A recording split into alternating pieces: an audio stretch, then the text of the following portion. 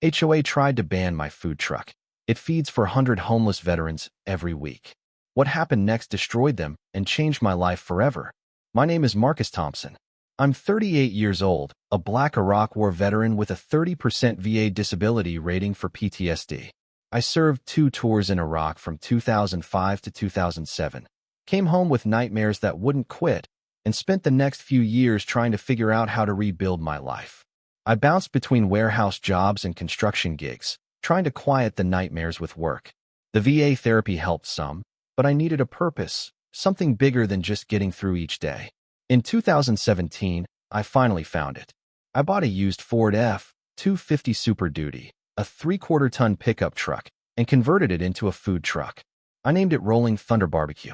I started selling pulled pork, brisket, and ribs at farmers markets and local events around Atlanta. The business grew slowly, but it was steady. My wife, Jennifer, a nurse at Emory Hospital, supported me through the rough, early days when we weren't sure if it would work. By 2020, I was making enough to cover our bills and even save a little. But something was missing. I felt like I wasn't using my skills to help the people who needed it most, people like me. In the summer of 2021, I met Calvin, a 62-year-old Vietnam veteran who was living in his car near Centennial Olympic Park. I'd just finished a Saturday event and had leftover food. Calvin was sitting on a bench, thin as a rail, wearing a faded army jacket with a 1st Cavalry patch. I walked over and asked if he was hungry. He looked at me for a long moment, then nodded. I handed him a plate of brisket and beans. He ate without saying a word, but when he finished, he looked up and said, "Thank you, brother. I haven't had a real meal in 2 weeks." That sentence hit me harder than any IED blast I'd survived in Iraq. I asked Calvin how many other veterans were out there like him. He said, "Hundreds, man. Maybe thousands. Nobody sees us." Then he told me his story, how his VA benefits got cut off after he missed an appointment because he didn't have transportation. It was the same broken system that failed thousands of us every year. That night, I couldn't sleep. I kept thinking about Calvin's words. The next morning, I told Jennifer I wanted to use the truck to feed homeless veterans every Saturday. She didn't hesitate. She said yes. By September 2021, I'd launched Operation Feed the Brave. Every Saturday morning at 10 a.m., I'd park near the Atlanta Mission Shelter and serve free meals to homeless vets. Word spread fast. The first week, I fed 12 people. By Christmas, I was feeding 80.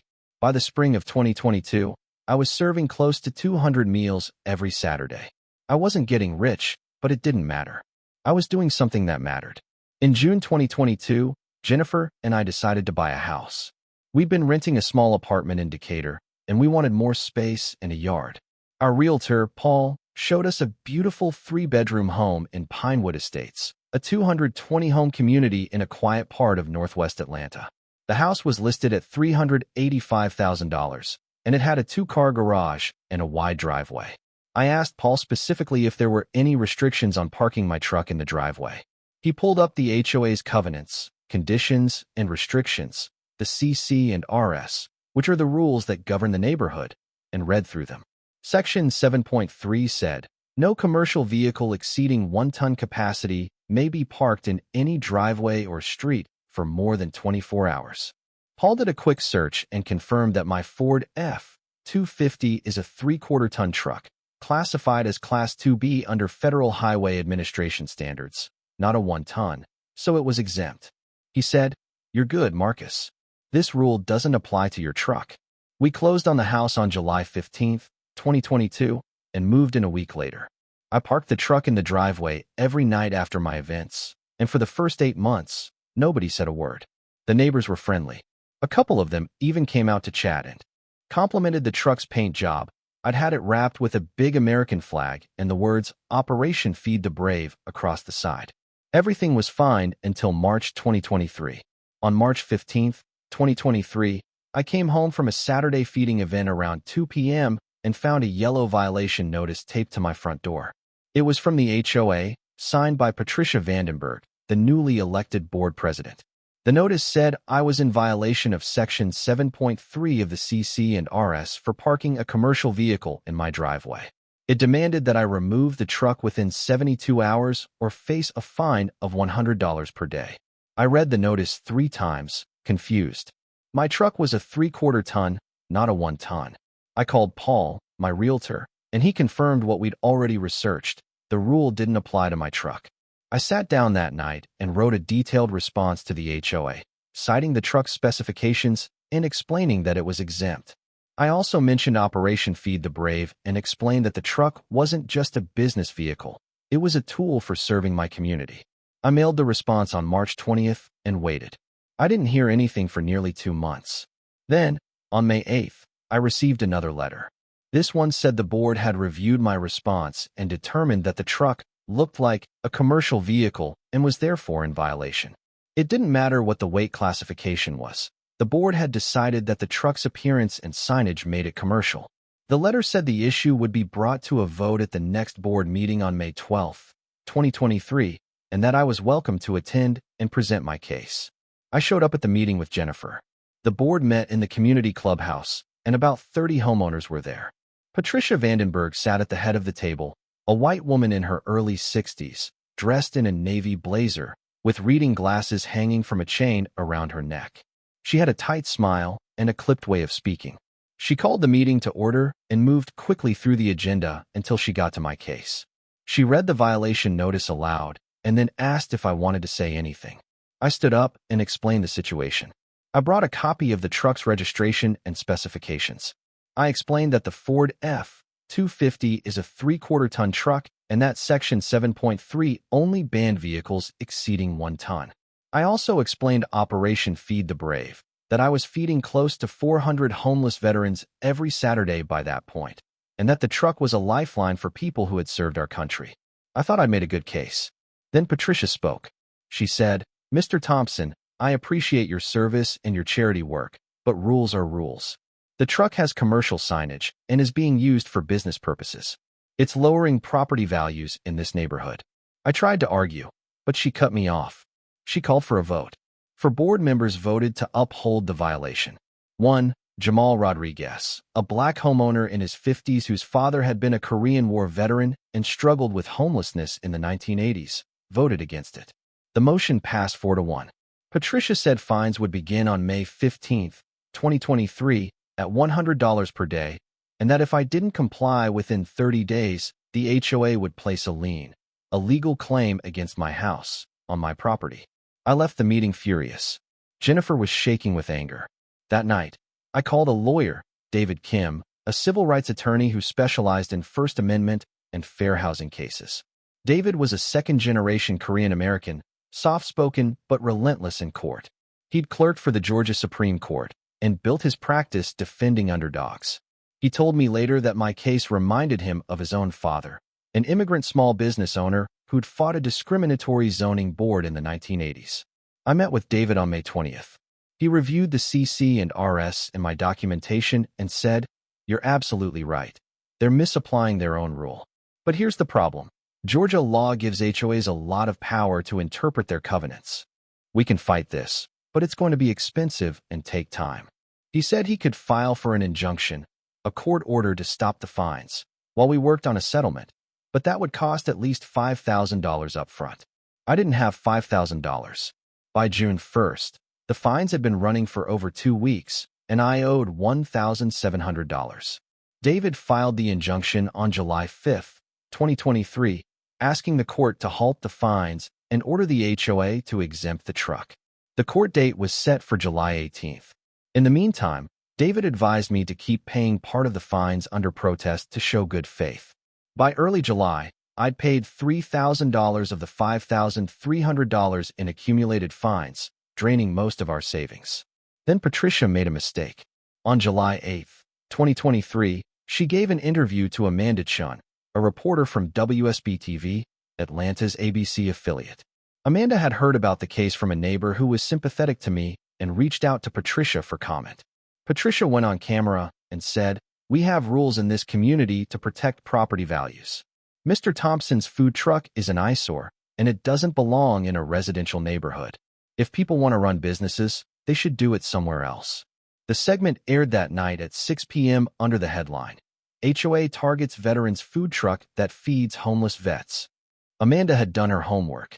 The piece included footage of me serving meals at the Atlanta Mission. interviews with Calvin and two other veterans who credited Operation Feed the Brave with keeping them alive, and a shot of my truck parked in my driveway with the American flag wrap. Amanda also mentioned the $3,000 in fines I'd already paid and the threat of a lien on my house. The story ended with Amanda saying, "One local veteran is fighting to keep serving those who served us, but his own HOA says no." Within 2 hours, the station's website had logged over 200,000 views. My phone started ringing nonstop, CNN, Fox News, USA Today, all requesting interviews. I didn't answer most of them. I was too overwhelmed. But by the next morning, July 9th, the story had gone viral. Jennifer found it on Reddit, where someone had posted it with the title, "HOA bans veterans food truck that feeds for 100 homeless vets." The post got 40,000 upvotes in 12 hours. By July 10th, the story had been picked up by every major news outlet. The hashtag #StandWithMarcus was trending on X, formerly Twitter, with over 50,000 posts. Someone in California started a GoFundMe page to help me pay the fines and legal fees. Within 24 hours, it had raised $35,000. By July 12th, it was over $87,000. I couldn't believe it. Strangers from all over the country were sending $5, $20, $100, along with messages like, "Thank you for your service," and "Don't let them win." Some supporters pointed out the racial dynamics, a black veteran being targeted by a predominantly white HOA board. I didn't want to make it about race, but I couldn't ignore the uncomfortable pattern. Similar food truck programs run by white veterans in neighboring suburbs faced no HOA pushback. On July 13th, over 1,200 people showed up outside the Pinewood Estates HOA office with protest signs. Some of them were veterans in uniform. Others were just neighbors who were tired of Patricia's heavy-handed leadership. The protest made the local news again. Patricia's home address was leaked online, doxing, they call it, and she started getting harassing phone calls and emails. Her husband, a real estate agent, lost 3 major clients who didn't want to be associated with the controversy. Patricia released a statement on July 14th saying she stood by her decision and that the board was following the rules. But behind the scenes, the board was fracturing. Jamal Rodriguez, the board member who'd voted against the ban, reached out to me privately. He said, "Marcus, I'm sorry this happened. Patricia has been a nightmare since she took over. Half the board wants to reverse the decision, but she's holding firm. We need to force her out." Jamal and Jennifer started circulating a recall petition. Under Georgia law and the HOA's bylaws, a recall requires signatures from 20% of homeowners. Pinewood Estates had 220 homes, so we needed 44 signatures. Jennifer and Jamal collected 52 within 2 weeks, 24% of the community. On July 18th, 2023, I went to court for the injunction hearing. Judge Rebecca Henderson, a Fulton County Superior Court judge, heard arguments from both sides. David Kim presented the truck's specifications and the CC&R language. The HOA's attorney argued that the board had discretion to interpret commercial vehicle broadly and that my truck signage made it commercial regardless of weight. Judge Henderson took 30 minutes to deliberate and then ruled against me. She said, "While I sympathize with Mr. Thompson's charitable work, the HOA does have clear authority under its covenants to regulate vehicle parking. The language in Section 7.3 is somewhat ambiguous, and I cannot say the board acted outside its discretion." She denied the injunction. I was devastated. But by then, the public pressure on the HOA had reached a breaking point. On July 25, 2023, the board held an emergency meeting. Over 100 homeowners showed up, many of them holding signs that said, "We support Marcus," and "Fire Patricia." The meeting lasted 3 hours. 2 homeowners, Robert, a retired engineer, and Susan, a stay-at-home mom, argued that setting a charitable exception would open the floodgates to other home businesses pretending to be nonprofits. But they were shouted down by the majority.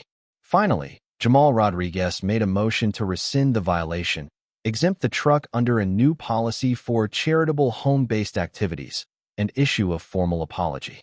The motion passed 4-1, with Patricia voting against it.